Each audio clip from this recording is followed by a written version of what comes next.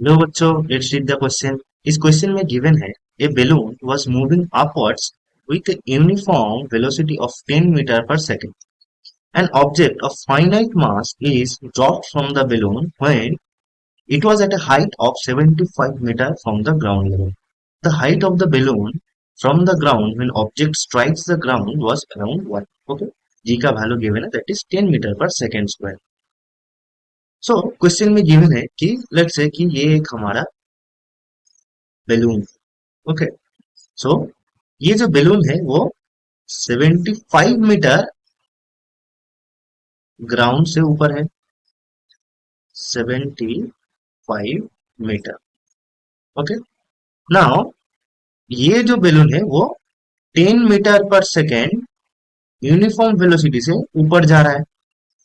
Question में given है कि यहां से एक ऑब्जेक्ट को हम ड्रॉप करते हैं, that is at t equals to 0 time पर, लेट्स से।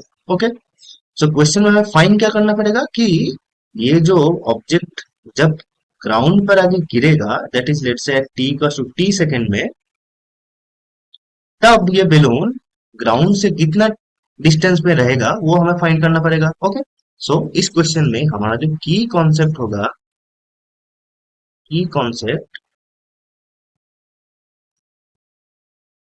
दैट इज इक्वेशन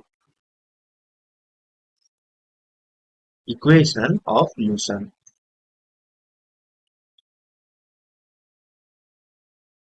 सो इस क्वेश्चन में हमारा इक्वेशन ऑफ मोशन जो लगेगा, that is S equals to U T plus half of A T square, जहां पर S is displacement, U is initial velocity and A is acceleration. Okay, now to find the value of T हम equation of motion लगाएंगे, that is S equals to U T plus half A T square.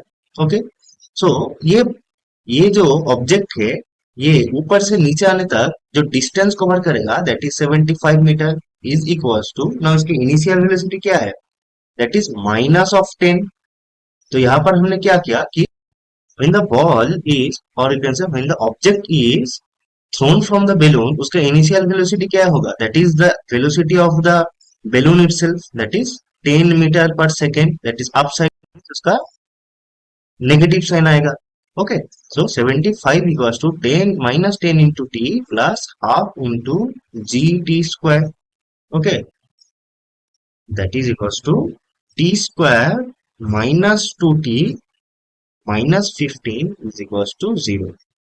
सो यहां से हम t का दो value पाते हैं, that is एक है -3 और एक पाते हैं that is t equals to 5। Now t equals to -3 का तो कोई सेंस नहीं होता, तो ये नहीं होगा। Okay, that means this is correct that t equals to 5 second लगेगा उस ऑब्जेक्ट को ग्राउंड पे आने तक।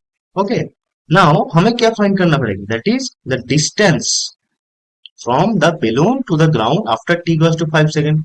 सो h क्या होगा, दैट इज, तो पहले क्या था 75 मीटर। ओके, प्लस होगा 5 इंटू वेलोसिटी क्या है 10, right?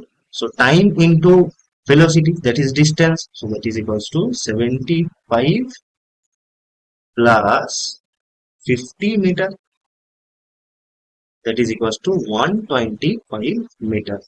Okay, and this is our answer. Hence option D is our correct answer, that the height of the balloon from the ground when object strikes the ground was around 125 meter. Okay, so hope you understand it. Best of luck.